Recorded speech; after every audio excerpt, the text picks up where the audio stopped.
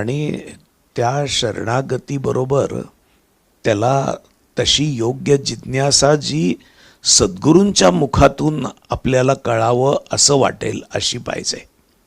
ग्रंथातूनही करण हे सगळं आहेच आहे, आता दासबोधातच आहे,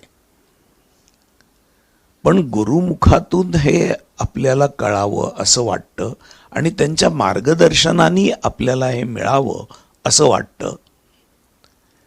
त्याकरता त्यांना जिज्ञासेनी आणि असूयारहित अंतःकरणाने त्यांची परीक्षा घ्यायची हा हेतू न ठेवता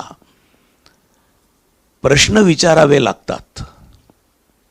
प्रांजळ प्रश्न, पण बुद्धिगम्य श्रद्धापूर्वक असे त्यांना विचारावे लागतात आणि त्यांची सेवा करावी लागते.